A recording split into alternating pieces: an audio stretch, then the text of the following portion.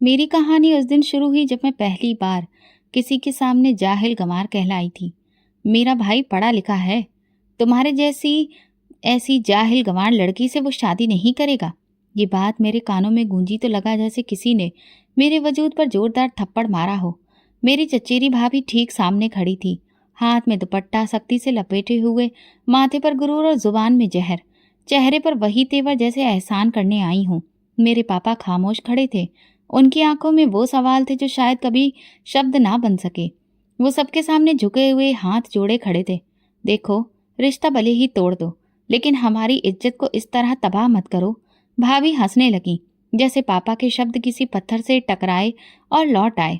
गरीबों की इज्जत, ये भी कोई चीज होती है?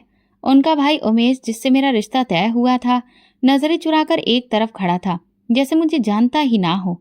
ये वही उमेश था जो चुपचाप मुझसे बातें करता था, मुझे किताबें लाकर देता था और वादे करता था कि वो हमेशा मेरा साथ देगा। भाभी के इनकार के बाद घर में खामोशी पसर गई थी, मगर मेरे अंदर एक जंग शुरू हो चुकी थी। माँ कमरे में चुपचाप पुराने कपड़ों की गांठें खोल रही थी। पापा आंगन के कोने में बैठकर दीवार को देख रहे थे, जैसे वो दीवार उनसे कुछ कहने वाली हो। मैंने कुछ नहीं कहा। अपने कमरे में जाकर वही रजिस्टर खोला जिस पर कई साल पहले एग्जाम नंबर 1 लिखा था। किताबें निकाली जिन पर वक्त की धूल जमी थी, मगर उनके अंदर के शब्द आज भी रोशन थे। अपनी अलमारी खोली, दुपट्टे के पीछे रखे नोट्स बाहर निकाले और मेज पर रखा। कमरा वो छोटा था, लेकिन सपने छोटे नहीं थे। उसी रात नींद आंखों से रूठ गई। पहला पन्ना खोला और कलम उठाई। मैंने कोई दुआ नहीं मांगी, ना कोई वादा किया, सिर्फ एक फैसला किया। अब मेरी पहचान किसी भी मर्द से नहीं, सिर्फ मेरी कामयाबी से जुड़ी होगी। अगले दिन जब मोहल्ले में बात फैली कि उमेश का रिश्ता टूट गया है, तो लोग मुझे देखकर अफसोस की नज़रों से देखने लगे। पापा के पास ना नौकरी थी, ना आमदनी का कोई जरिया। माँ सिलाई मशीन पर बैठी रहती थी और मैं सवाल हल करती रहती थी, जिनमें कामयाबी की कोई भी मार्किंग स्कीम नहीं थी।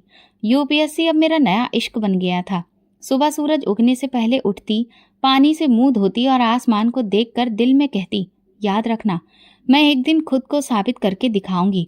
एग्जाम पास आ रहा था। किताबें कम थी, सवाल ज्यादा। मोहल्ले की चौपाल पर नई नवेली दुल्हनों की हंसी गूंजती थी और नीचे सड़क पर मैं यूपीएससी की पुरानी किताबें ढूंढ रही होती थी।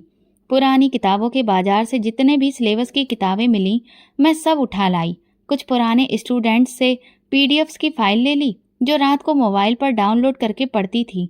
रोशनी कम होती थी तो छत पर चली जाती। चांदनी जब किताब पर पड़ती तो लगता जैसे कोई साथ बैठा है। एक दिन पापा खामोशी से कमरे में दाखिल हुए। मैं एग्जाम की प्रैक्टिस कर रही थी। क्या पढ़ रही हो?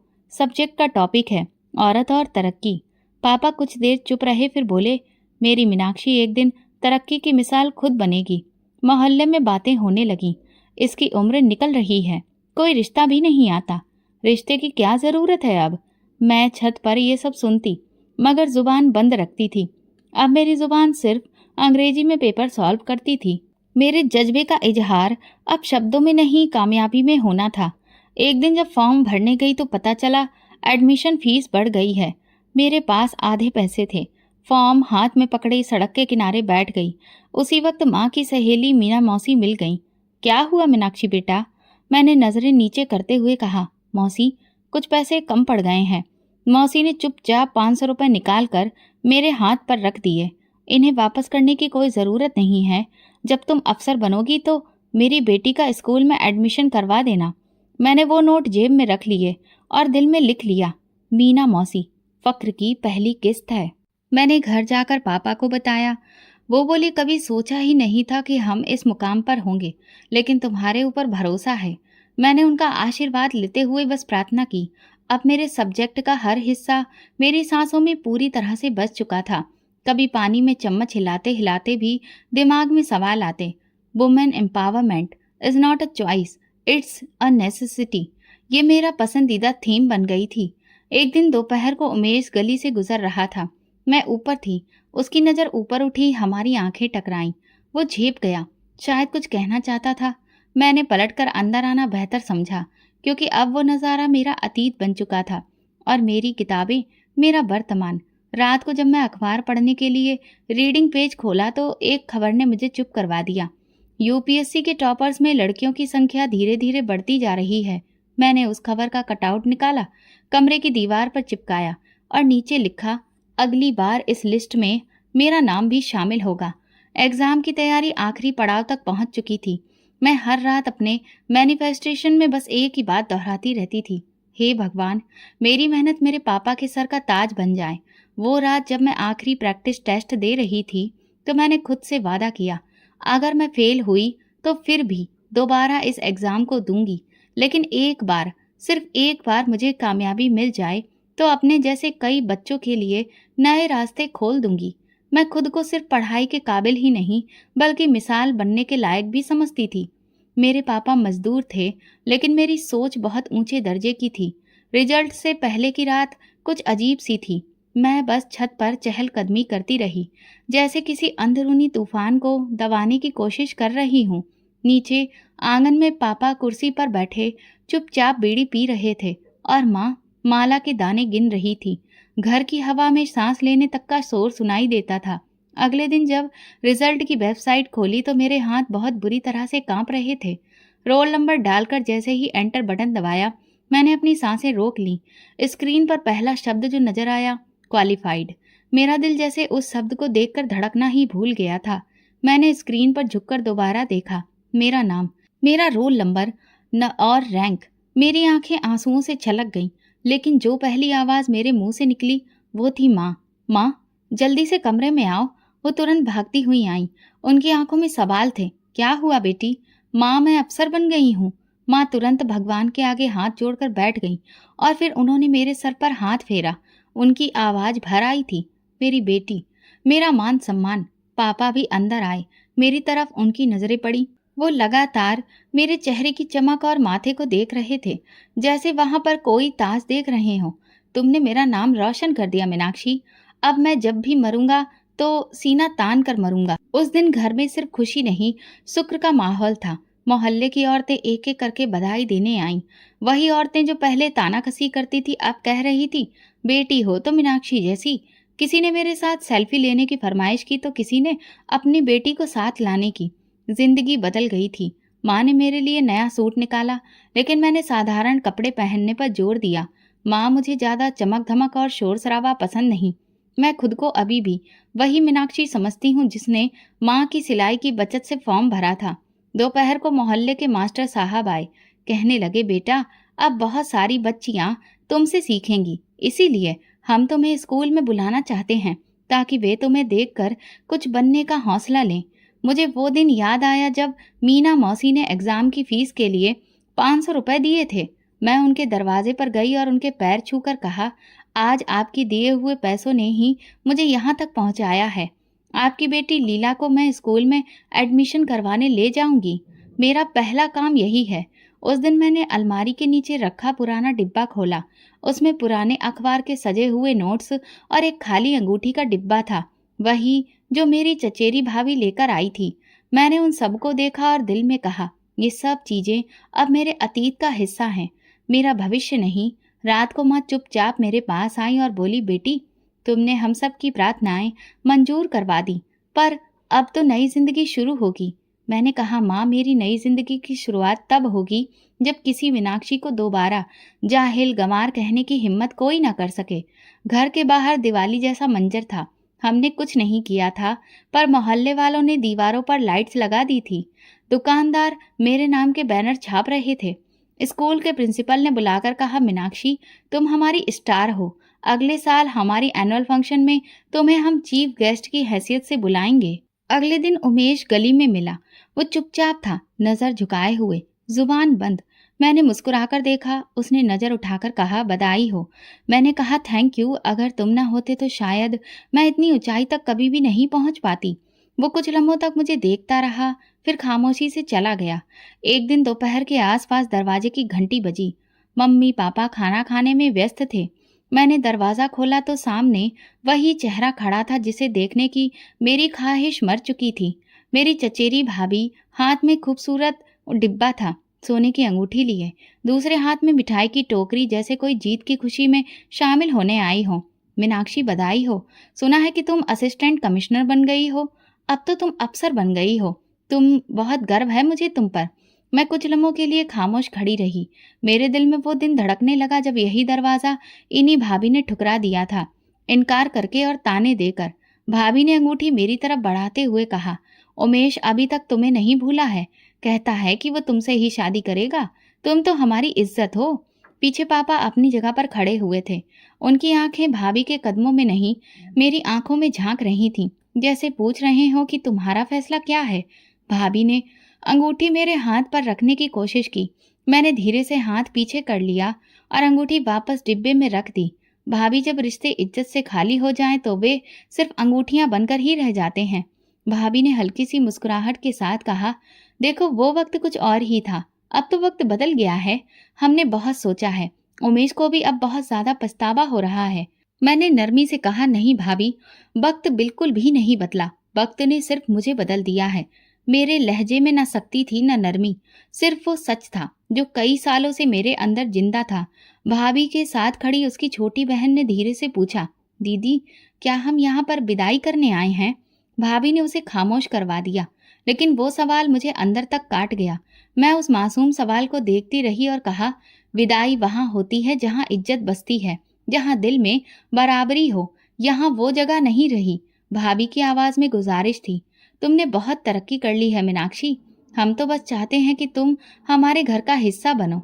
मैंने नजर उठाकर कहा, जब मैं कुछ नहीं थी तब आपने मेरा बोझ नहीं उठाया, अब मैं एक मुकाम बन गई हूँ तो आपका गर्व नहीं बनूंगी भाभी। इज्जत का बोझ खाली हाथ उठाते हैं, सोने की अंगूठी से नहीं। वो खामोश हो गई। कुछ लम्हे दरवाजे पर गुजरे जैसे वक्त रुक गया हो। फिर उन्होंने धीरे से कहा, अच्छा जैसा तुम ठीक समझो। मैंने दरवाज़ा बंद कर दिया। पीछे पलटी तो पापा वहीं खामोश खड़े थे, जैसे हर शब्द सुन चुके हों। उन्होंने मेरे सिर पर हाथ रखकर कहा, मीनाक्षी आज तुमने मेरा सीना चौड़ा कर दिया। जिस दिन तुम्हें इनकार मिला था मेरी कमर झुक गई थी, आज तुमने वही कमर सीधी कर दी। मेरी आंख से एक आंसू बह निकला। अब वो कमजोरी नहीं था, ये वो सुकून था जो फिल्म की तरह मेरे दिल में उतर आया। जब मैंने अंगूठी लेने से इनकार किया, पहली बार जब पोस्टिंग का लेटर हाथ में आया, मैंने खामोशी से उसे खोला। सामने जो जिला लिखा था वो एक ऐसा इलाका था जो मेरे लिए अजनबी था, मगर दिल में अजीब सा सुकून था, जैसे मेरी कहानी का अगला पन्ना यहीं पर लिखा जाना हो। माँ ने लेटर पढ़ा तो आंखों में रोशनी थी। पापा ने हाथ पकड़ा और सिर्फ इतना कहा, बेटी अब तुम सिर्फ हमारी ही नहीं वहाँ के लोगों के लिए भी मिसाल बनोगी। उस जगह पर पहुँचते ही मुझे पहली चीज जो नजर आई थी वो थी खामोशी। स्टेशन पर ना तो कोई भीड़ भाड़ थी ना शोर, सिर्फ एक ठंडी हवा और सधी रफ्तार से चलती गाड़ियाँ। सरकारी रेस्ट हाउस में मैंने सामान रखा। अगले ही दिन ऑफिस में प्रेजेंट होना था। सबने गर्मजोशी से मेरा स्वागत किया, मगर मेरी नज़र उन फाइलों पर थी जिन पर पुराने मामलों की धूल जमी थी। दूसरे दिन मैंने शहर के नक्शे मंगवाए और एक कोना दिखाया जहाँ कच्ची आबादी लिखा था। मैंने पूछा, ये क्या है? किसी ने कहा, मैडम वो खाना बदोशों की बस्ती है। वहाँ ना तो स्कूल है ना क्लिनिक, बस झोपड़ियाँ हैं, कुछ जानवर, कुछ भीख मांगने वाले लोग। मैंने कहा, वही जगह मैं सबसे पहले जाऊंगी। सब लोग हैरान थे। मैडम वहाँ जाना आपके प्रोटोकॉल के लिए सुरक्षित नहीं है। मैंने कहा, जब वो सुरक्षित नहीं है तो फिर मैं कैसे हूँ? अगले दिन अपनी जीप निकलवाई तो पुलिस वाले साथ बिठाए और खुद उसे बस्ती की तरफ रवाना हो गई। सड़क खत्म हुई तो कच्ची पगडंडी शुरू हो गई। एक जगह पर गाड़ी रोक दी गई, आगे पैदल जाना पड़ा। झोपड़ियों का नज़ारा अजीब था। एक तरफ मिट्टी, दूसरी तरफ बच्चों का शोर और बीच में वो खामोश आंखें जो कुछ मांगने की आदी हो चुकी थीं।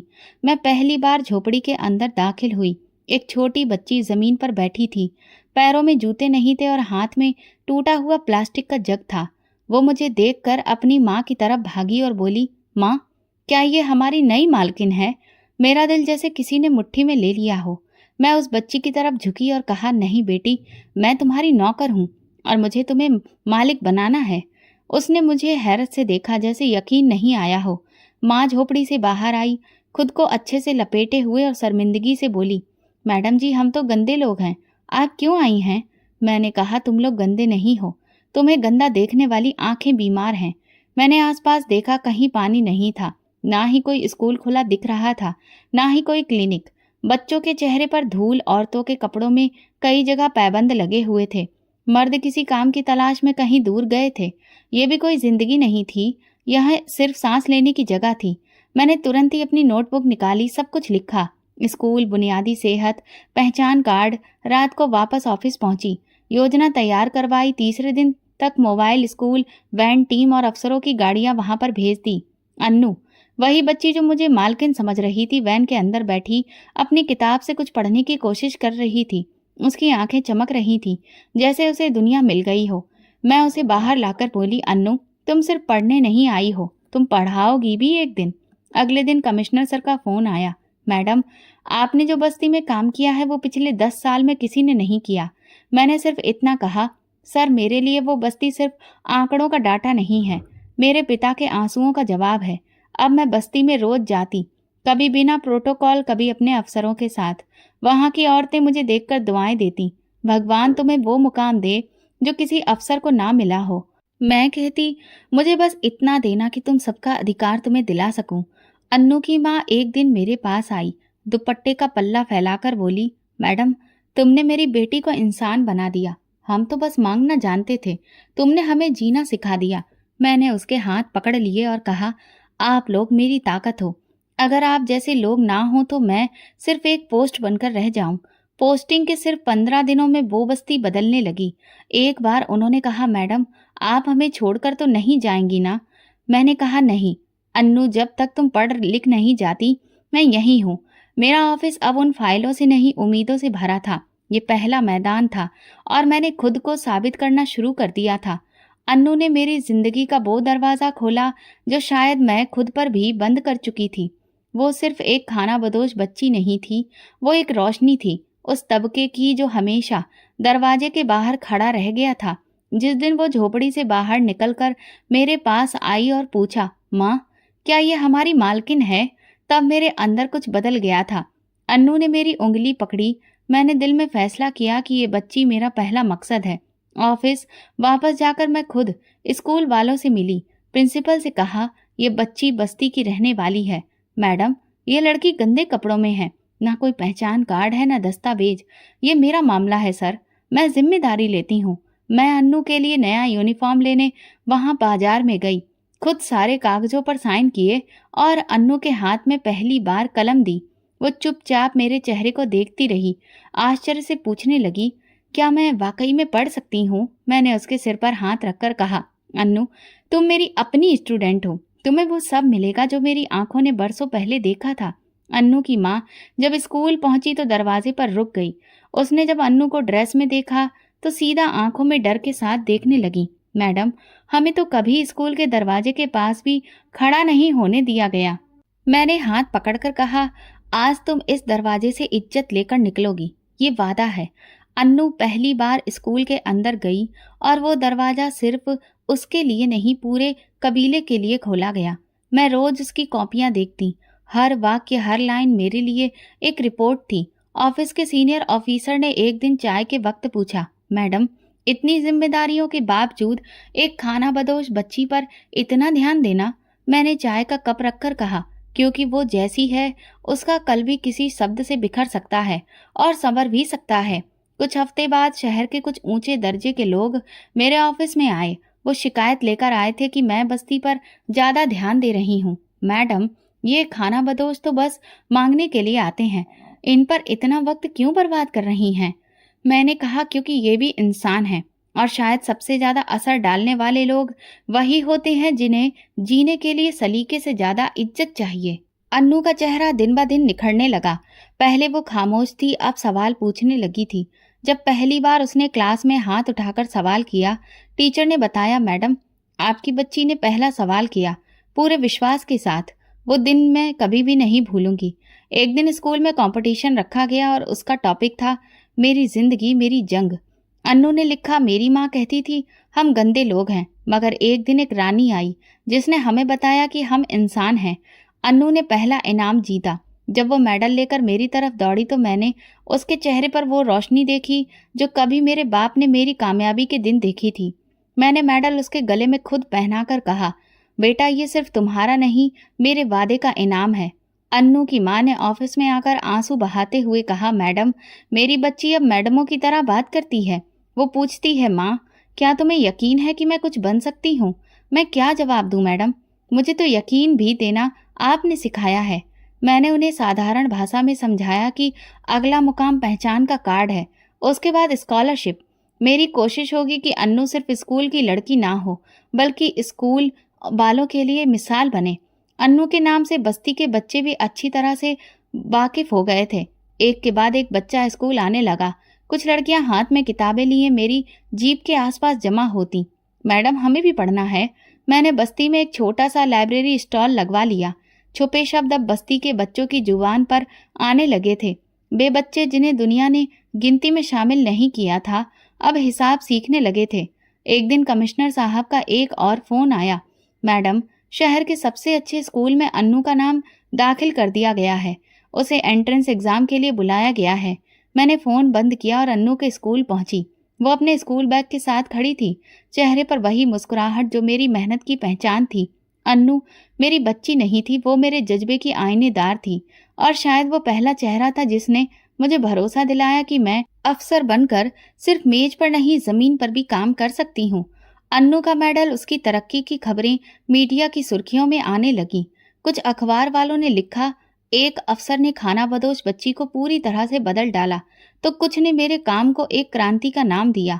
मैं ऐसे शब्दों से बहुत ज्यादा खुश नहीं होती थी, लेकिन जब दिल्ली के एक बहुत बड़े संस्थान की तरफ से कॉल आई कि मुझे नेशनल एजुकेशन कॉन्फ्रेंस में इनवाइट किया जा रहा है, तो दिल में हल्की सी गर्मी जरूर महसूस हुई। कॉन्फ्रेंस का हॉल भरा पड़ा था। लाइटिंग ऐसी थी कि हर चेहरा साफ दिखाई देता था।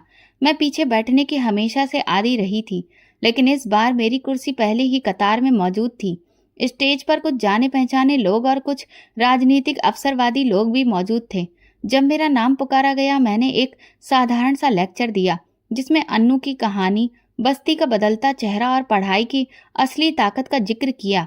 हॉल पूरी तरह से खामोश था, जैसे सब सुन रहे हों। लेक्चर खत्म होने के बाद जब मैं अपनी सीट पर वापस आई, तो बराबर वाली सीट पर बैठे अफसर ने नरम लहजे में कहा, आपने गांव के बच्चों को स्कूल ले जाना शुरू किया।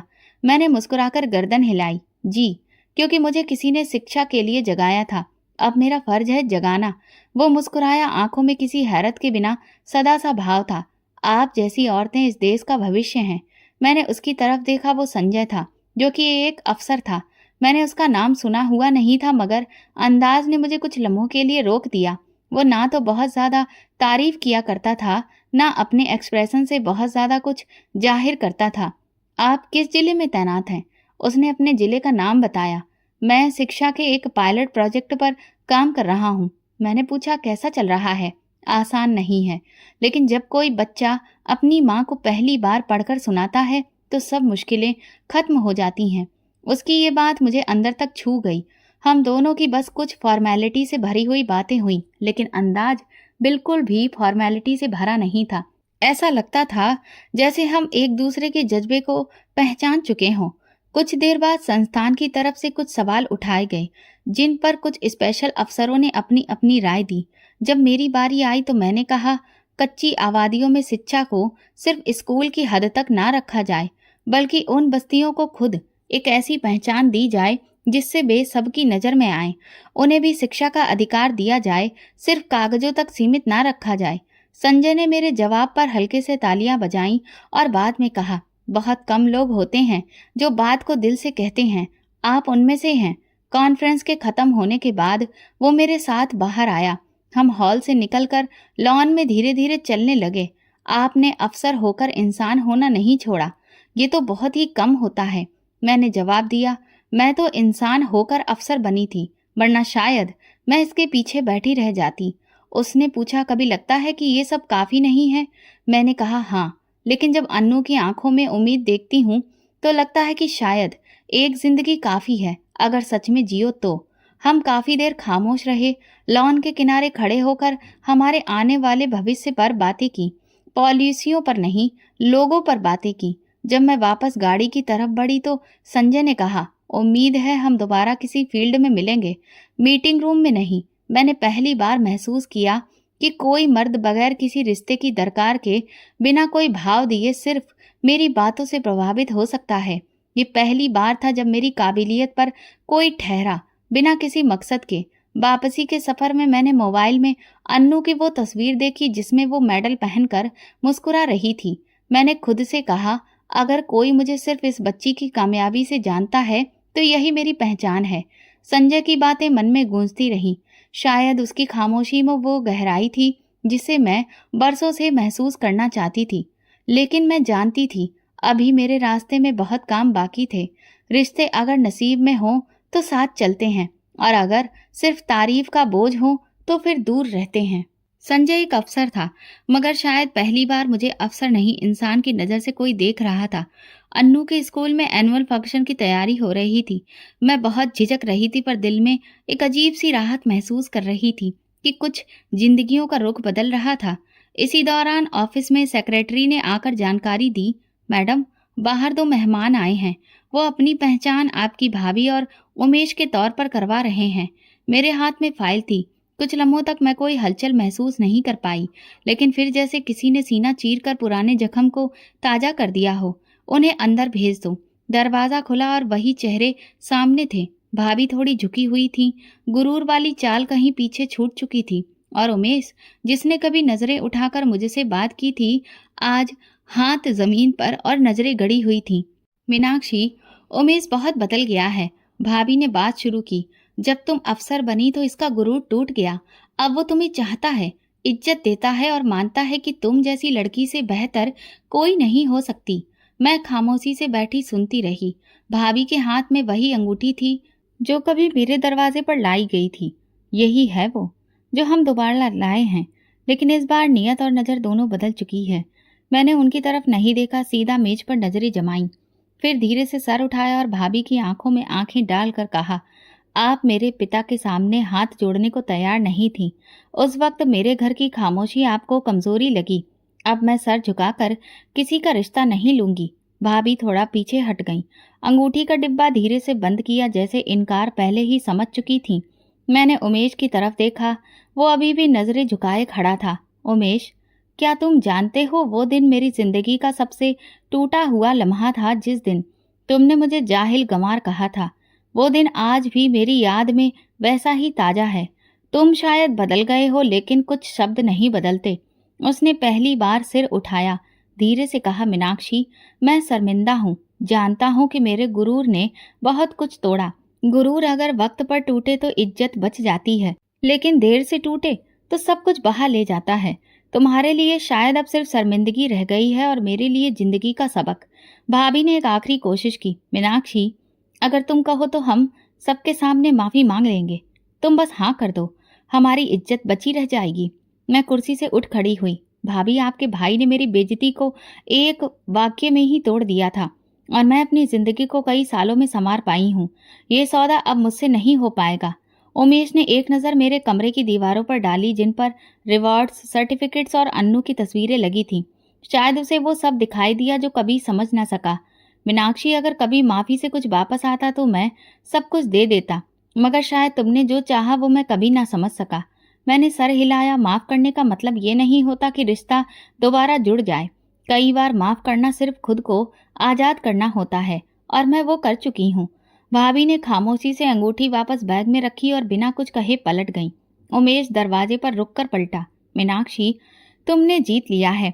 मैंने कहा, मैंने सिर्फ खुद को हारा नहीं, बाकी सब खुद ब खुद मिल गया। दरवाज़ा बंद हुआ तो ऑफिस में खामोशी छा गई। मैं खिड़की से बाहर देखने लगी। अन्नू स्कूल से लौट रही थी। हाथ में उसके नई किताबें, चेहरे पर रोशनी थी। दिल में एक अजीब सा सुकून उतर गया, जैसे कोई पुराना कर्ज अदा हो चुका हो। मैं कुर्सी के सहारे सिर टिकाई और धीरे से खुद से कहा, रिश्ते मांगने से नहीं, इज्जत देने से मिलते हैं। और अब मुझे किसी अंगूठी की नहीं, अपने किरदार की मोहर चाहिए। ये वो मुकाम था जब मैंने सिर्फ इनकार नहीं किया, बल्कि खुद को फिर से पूरा पाया। एक दिन ऑफिस में अचानक एंटी करप्शन विंग की टीम पहुंची।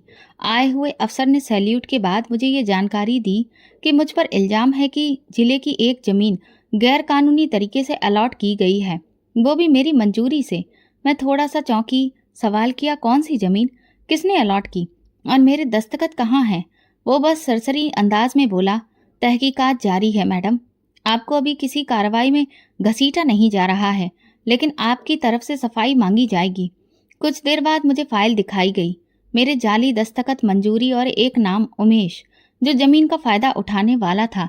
मैंने वो कागज हाथ में लिया और पहली बार यकीन हो गया कि ये साजिश है, सिर्फ और सिर्फ एक बदला। उसी शाम संजय ने मुझे कॉल की। मीनाक्षी, मैंने खबर सुनी है, तुम्हें अपनी सफाई में कुछ कहना है? मैंने एक कलम हाथ में लेकर सांस के साथ कहा, मैं बेकसूर हूँ और मैं हर सबूत के साथ ये बात साबित करूंगी। संजय की आवाज में सुकून था। मैं तुम पर भरोसा करता हूँ और यही काफी है। शुरू हो गई हर दिन अदालत में पेशी, ऑफिस में फाइल्स की छानबीन और मीडिया की बेरहम सुर्खियां। हीरोइन या फिर मुजरिम, मीनाक्षी पर जमीन के घपले का इल्जाम, ये सब मैं पढ़ रही थी, सुन रही थी, लेकिन मैं झुकी नहीं। एक एक दस्तावेज, एक एक मीटिंग, हर फोन कॉल, रिकॉर्ड्स मैंने खुद निकलवाया, अपने पुराने सेक्रेटरी को अदालत में पेश किया। ये दस्तखत मैडम के नहीं हैं, स्कैन किए हुए हैं। वो उस दिन छुट्टी पर थी। मैंने दफ्तर की सीसीटीवी रिकॉर्डिंग मंगवाई और अदालत में पेश की। मेरी गैर मौजूदगी के वक्त एक पुराना क्लर्क, जो उमेश के ही पहचान वालों में से था, वही फाइल अंदर लाया था। फिर उमेश का नाम बैंक स्टेटमेंट में जाहिर हुआ। जमीन की खरीदारी एक ऐसे अकाउंट से हुई थी जो उमेश के पिता के नाम पर था। अब सच सामने आ चुका था। एंटी करप्शन विंग ने अपनी रिपोर्ट जमा करवाई। ऑफिसर मीनाक्षी बेकसूर हैं। उमेश ने अपनी पर्सनल दुश्मनी में झूठे केस तैयार करके जाली दस्तावेजों और फर्जी दस्तखतों से ये सब करवाया। उमेश को तुरंत ही उसके पद से हटाया गया। उसके खिलाफ ऑफिसर्स इंक्वायरी का हुक्म दिया गया। भाभी, जो कभी खुद को बहुत ऊंचे दर्जे का समझती थी, एक दिन ऑफिस आई। इस बार न मिठाई थी न अंगूठी, सिर्फ आंखों में पानी और जुबान पर अफसोस। मीनाक्षी, हमें माफ कर दो, हमने तुम्हें पहचाना ही नहीं और तुमने फिर भी हमारे साथ इंसाफ किया। मैंने जवाब दिया, भाभी, मैं अदालत में रोती नहीं हूँ, सबूत देती हूँ। उनकी आंखों से आंसू गिरने लगे। हमें अपनी औकात समझ में आ गई है। तुम्हारा मुकाम हम कभी नहीं समझ सके। उसी दिन मैंने सीखा कि इंसान सिर्फ अदालत में नहीं होता, वक्त भी इंसाफ करता है। संजय ने व्हाट्सएप पर एक मैसेज भेजा, तुम्हारी ये जीत सिर्फ तुम्हारी नहीं, उन सब लड़कियों की है जो कभी झूठी कही गईं। तुमने साबित कर दिया कि सच बोलने से नहीं, जीने से साबित होता है। मैंने जवाब दिया, ये सच मैंने अपने पिता के आंसुओं से लिखा था, जो अब मुझे छोड़कर इस दुनिया से हमेशा के लिए जा चुके हैं, और वो जवाब झूठ नहीं हो सकता था। अगले दिन ऑफिस आई तो सारा स्टाफ तालियां बजा रहा था। मैडम, हमें आप पर गर्व है। मैं मुस्कुराई और कहा, अब सब लोग काम पर अपने वापस लग जाओ। अन्नू की स्कॉलरशिप की फाइल पूरी करनी है। इंसाफ मिल गया था, मगर वो वक्त जो कट गया था, वो पल जो शक में गुजरे, वो सब मेरी हड्डियों तक उतर गए थे। लेकिन एक अफसर की असली ताकत उसकी सच्चाई नहीं, उसकी हिम्मत होती है, और मैंने वो हौसला अपने खून में उतार लिया था। जमीन पर बैठने का अंदाज वही था, बस अब कंधों पर अफसर के सितारे थे। दिल में सुकून का एक नया दरिया था। घर आकर मैं अपने पिता की तस्वीर के सामने बैठी, जिन्होंने मेरी खामोशी के दिनों में मुझ पर यकीन रखा था, जिनसे उस दिन सबके सामने उनका सिर झुका दिया गया था जब मुझे बेइज्जती का सामना करना पड़ा था। पापा के चेहरे पर जो हल्की सी मुस्कुराहट थी, उसे देखकर ऐसा लगता था कि उन्हें मुझ पर गर्व है और भरोसा भी। मेरे हाथ में मिठाई का एक छोटा सा डिब्बा था, जैसे किसी कामयाबी की खुशी में बांटा जाता है, मगर इस बार ये किसी दफ्तर या प्रोग्राम के लिए नहीं था, ये पापा के लिए था। मैंने उनकी तस्वीर के सामने बैठकर धीरे से वो डिब्बा रखा, जैसे कोई तोहफा, फिर हाथ जोड़कर प्रार्थना की और कुछ देर बाद धीरे धीरे बोलने लगी, जैसे पापा सब कुछ सुन रहे हों। पापा, वो भाभी दोबारा आई थी, उमेश को साथ लेकर। कह रही थी अब वो बदल गया है, अंगूठी भी लाई थी। मैंने पापा के चेहरे पर नजर टिकाई, लेकिन मैंने इनकार कर दिया। पापा, उस दिन आपने जिस दुख को आंखों में छुपाकर सर झुकाया था, मैंने वो सिर दोबारा कभी झुकने नहीं दिया। मैंने उनके चेहरे को एक बार फिर से छुआ। थोड़ी देर उंगलियां उनकी तस्वीर पर फेरती रही, जैसे कि वो भी जवाब देंगे, और मैं उनका जवाब सुनने की कोशिश कर रही थी। फिर मैं सर उठाया कर बोली, पापा, अन्नू अब स्कूल जाती है, सिर्फ पढ़ती नहीं, अब दूसरों को भी सिखाती है। वो कहती है, मैडम, मैं भी एक दिन अफसर बनूंगी। मैं मुस्कुराई। आपको याद है ना, आप कहा करते थे, बेटी को पढ़ाओ, क्योंकि बेटी जब संभालती है तो कई नस्लें संभालती है। पापा, अन्नू भी संभाल रही है, और मैं भी। कमरे में हल्की सी हवा का झोंका आया और एक अजीब सी खुशबू ने माहौल को घेर लिया। मैंने आंखें बंद कर ली, जैसे वो खुशबू मेरे अंदर उतर रही हो। जैसे पापा का जवाब आ रहा हो, खामोशी में लिपटा हुआ।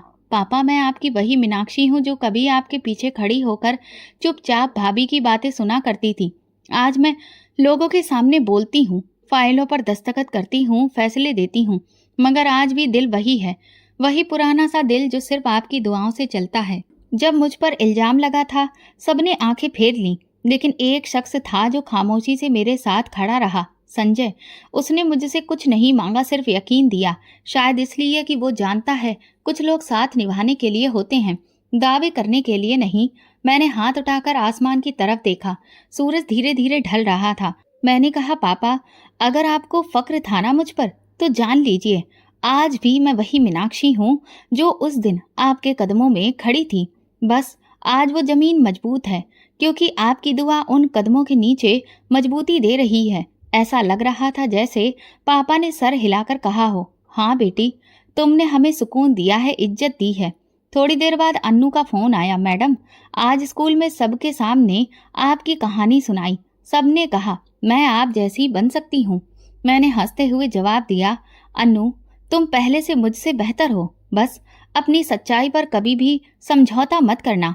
काश मैडम का साया अगर हमारी बच्चियों पर हमेशा रहे तो वो आसमान छू लेंगी। अन्नू की माँ ने कहा। मैं एक लम्हे के लिए खिड़की से बाहर देख रही थी। सूरज की किरणें धुंधली हो रही थी, मगर दिल में रोशनी और गहरी होती जा रही थी। मैंने कहा, अपनी माँ से कहना, अब तुम लोग मेरा फक्र हो। फील्ड विजिट मेरे रूटीन का हिस्सा बन चुके थे। कभी पहाड़ी इलाके के स्कूल, कभी शहरी बस्तियों के क्लिनिक और कभी छोटे गांव की जमीन में फंसी फाइल। इन सब रास्तों में संजय अक्सर मेरे साथ होता, खामोश साथी, और हर बार वही सवाल जो वो जुबान से ना कहता मगर आंखों में लिखा होता, क्या हम सिर्फ साथ काम करने के लिए हैं? एक रोज हम दोनों एक दूर दराज गाँव में बच्चों के हेल्थ कैंप पर गए थे। कीचड़, गर्मी और नदी के किनारे पर बसी बस्ती। कैंप के बाद हम नदी के किनारे बैठे। संजय ने मेरी तरफ देखा और बोला, तुमने सच बोलने का हुनर सीखा है मीनाक्षी। मैंने जवाब दिया, और तुमने सच सुनने का।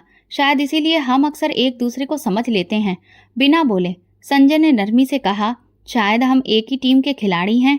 मैं मुस्कुराकर बोली, और अगर हम वाकई टीम बना लें? वो चौंका नहीं, सिर्फ नजर झुकी, फिर आसमान की तरफ देखा, जैसे सोच रहा हो, क्या ये लम्हा फिल्मी नहीं? अगर हम टीम बन गए तो? उसने धीरे से पूछा, तो शायद ये देश, ये बच्चे, ये बस्तियां और ये थकी हुई मैं एक मजबूत छत के नीचे आ जाएंगे। मेरे दिल में ये सवाल बहुत दिनों से था, मगर तुम्हारी नजरों में कभी वो सवाल ही नहीं था। आज पहली बार तुम्हारी आंखों ने इजाजत दे दी। मैंने नजर नीचे की और धीरे से कहा, शायद मैं हर बार रिश्ते को एक कमजोरी समझती रही, लेकिन अगर दो इंसान मिलकर मजबूत हो जाएं तो वो रिश्ता बोझ नहीं होता, सहारा होता है। वो सर हिलाकर बोला, मीनाक्षी, ये कोई फिल्मी प्रपोजल नहीं है, ये एक हम सफर, एक हम साया और एक हम दर्द का खामोश समझौता है। वापसी के सफर में गाड़ी में खामोशी थी, मगर अंदर शोर, वो शोर जो जिंदगी में पहली बार खुशहाली जैसा लगा। हमने कोई तारीख तय नहीं की, कोई वादा नहीं किया, बस एक राज समझ लिया जो शब्दों की मोहताज नहीं थी। ऑफिस वापस आकर संजय ने एक फाइल मेज पर रखी। ये स्कूल का मास्टर प्लान है, हम इस पर पूरी मेहनत के साथ काम करेंगे। मैंने फाइल खोली और दस्तखत किए। अब से हर मिशन एक साथ है। उसी शाम अन्नू ऑफिस में आई, हाथ में तस्वीर, स्कूल का कार्ड, रिपोर्ट। मैडम, मेरे नंबर सबसे ज्यादा आए हैं। मैंने उसे गले लगाकर कहा, अब तुम सिर्फ मेरी स्टूडेंट नहीं, तुम मेरी उम्मीद हो। संजय ने उसे देखा और कहा, यही है असली कामयाबी। लोग कहते हैं कि देश बदलने का सपना देखना पागलपन है, लेकिन तुम दोनों ने वो पागलपन सच कर दिखाया। मैं फाइल हाथ में लेकर सर झुकाकर काम करते हुए बोली, और अब ये पागलपन हमारा मिशन है। संजय ने मेरे लिए चाय बनाई, मेज पर रखी और कहा, जिंदगी में कभी किसी औरत को इतना खुददार, इतनी इज्जतदार नहीं देखा। तुमने मुझे सिखाया है कि इज्जत सिर्फ नाम से नहीं मिलती, कमाई जाती है नियत और सच्चाई से। मैंने चाय का कप लिया और धीरे से कहा, शायद इसीलिए तुम मुझे पसंद आए, क्योंकि तुमने कभी मुझ पर अधिकार जताने की कोशिश नहीं की, सिर्फ मेरा साथ दिया। उसी दिन ऑफिस आम वक्त से देर से बंद हुआ। सब लोग जा चुके थे, सिर्फ मैं और संजय बचे थे। रोशनी धीमी थी और फिजा में खामोश सुकून था। कोई वादा, न कोई ऐलान, मगर दिल जानता था कि अगला सफर अकेला नहीं होगा। अन्नू ने जाते जाते मुझसे कहा, मैडम, अगर आप दोनों शादी कर लें तो आपकी बेटी को पढ़ाने मैं आ जाऊंगी। हम दोनों हंस पड़े। मैंने कहा, अन्नू तुम हमारे स्कूल की पहली प्रिंसिपल बनोगी। वो हंसते हुए चली गई। मैंने संजय की तरफ देखा तो फिर टीम तैयार है? संजय ने कहा, हाँ, मोहर तो तुम्हारी आंखों ने कब की लगा दी थी, अब सिर्फ हाँ तक बाकी है। अब चलो, देर किस बात की। मैंने दिल में कहा, शुक्र है इस बार रिश्ता जबरदस्ती का नहीं, मंजूरी का है। अन्नू का यूनिवर्सिटी में पहला दिन था। वो नई यूनिफॉर्म में बैग कंधे पर डाले मेरे सामने खड़ी थी। मैडम, डर लग रहा है, सब लोग नए हैं। मैंने उसका हाथ पकड़ा। तुम वो हो जो कीचड़ से निकलकर किताबों की दुनिया में आई हो। तुम नई नहीं हो, मिसाल हो। अन्नू ने हल्का सा हंसते हुए कहा, फिर आप भी तो मेरे साथ चलिए। मैं मुस्कुराकर बोली, आज तुम्हें अकेले चलना है ताकि कल किसी और को साथ लेकर चल सको। उसी हफ्ते मेरी जिंदगी का एक और फैसला सामने आया। संजय और मैंने शादी का फैसला किया। साधारण, साफ और शांत कार्यक्रम, ना कोई दहेज, ना कोई गोल्ड का सेट। पंडित जी के सामने बैठे हुए साधारण साड़ी में कुछ गवाह, दो लोग जिन्होंने जिंदगी का हर मोड़ सच्चाई से गुजारा था। शादी का रिसेप्शन किसी होटल या शादी हॉल में नहीं, बल्कि पुराने सरकारी लाइब्रेरी के गार्डन में रखा गया, वहीं जहां हम दोनों ने पहली बार एक स्कूल के प्लान पर चर्चा की थी। मैंने लाल रंग की साड़ी पहनी थी और संजय ने नीले रंग का कुर्ता। सादगी ही हमारी पहचान बन चुकी थी और हमने वही अपनी पोशाक में भी अपनाया। मेहमान ज्यादा नहीं थे, भाभी नहीं आई और ना ही उमेश, लेकिन वे लोग आए थे जिन्होंने दिल से हमें अपनाया। अन्नू, उसकी माँ और वे सारे बच्चे जो आज मुझे अपना रोल मॉडल मानते थे। शादी के बाद अन्नू की माँ मुझे गले लगाकर रो पड़ी, मैडम, भगवान ने हमें बहुत इज्जत दी। हमने कभी सोचा ही नहीं था कि आप हमारी बेटी बन जाओगी। मैंने उनका हाथ पकड़कर कहा, आप वो पहली औरत थी जिन्होंने मुझे बिना खून के अपना कहा था। आज वही रिश्ता असली है। नए घर का सामान कुछ भी नया नहीं था। हमने पुराने कमरों को साफ किया और उनमें रोशनी डाली जैसे दिल में रोशनी थी। संजय बोला, असली नयापन दिल में होता है, चीजों में नहीं।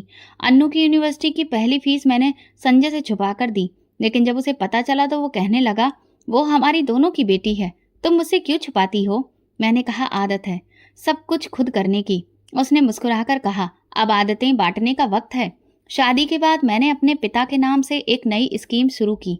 ये स्कीम उन बच्चियों के लिए थी जो अपनी पढ़ाई अधूरी छोड़ देती थी, सिर्फ इसलिए कि उनके पापा के पास फीस नहीं होती थी। हर कामयाब लड़की का नाम उस लिस्ट में शामिल किया गया जिसे कभी किसी ने रद्द कर दिया था, जैसे मुझे किया गया था। एक दिन अन्नू ने कहा, मैडम, आपने सब कुछ जीत लिया, इंसाफ, मोहब्बत, सब कुछ। मैंने कहा, नहीं अन्नू, सब कुछ नहीं, वो चौंकी। तो क्या बाकी है? मैंने आसमान की ओर देखा। पापा के आंसू। मैं उन्हें लौटा तो पाई हूँ, बस वही काफी है। मैं संजय के साथ पापा के कमरे में गई। उनकी तस्वीर के सामने बैठकर कहा, पापा, मैं वही मीनाक्षी हूँ जिसे आपने कभी किसी के सामने सर झुकाने नहीं दिया। और आज आपकी बेटी एक पत्नी है, एक माँ है, एक टीचर है और आपकी प्रार्थना है। संजय दूरी पर खड़ा रहा। उसने मुझे अकेले में वक्त दिया जैसे हमेशा देता था। कहने लगा, मैंने जिंदगी में कई कहानियां सुनी हैं, लेकिन तुम वो हो जो खुद एक कहानी बन गई। अपने घर जाकर हमने खाने की मेज पर दो मिट्टी के दिए रखे, एक पापा के नाम पर और एक अन्नू के पिता के नाम पर, जो अब इस दुनिया में नहीं थे मगर अपनी बेटी की रोशनी बन गए। ये कहानी मैं लिख रही हूँ। हर शब्द में, हर सच्चाई में, हर जुमले में सफलता है। ये कहानी किसी दुल्हन की नहीं, एक बेटी की है, एक अफसर की है, एक लड़ने वाली औरत की है जो आज खुद नहीं दूसरों को उठा रही है। और हाँ, मैं वही मीनाक्षी हूँ जिसके बाप ने हाथ जोड़े थे और जिसने उन हाथों की लाज रखी। यही अंजाम है और यही शुरुआत। तो दोस्तों, अगर आपको हमारी कहानी पसंद आई हो तो कमेंट करके ज़रूर बताएं। वीडियो को लाइक करें और ज़्यादा से ज़्यादा शेयर करें। अगर आप चैनल पर नए हैं तो सब्सक्राइब जरूर करें और नोटिफिकेशन बेल दबाएं ताकि अगली अपडेट सबसे पहले आपको मिले। धन्यवाद।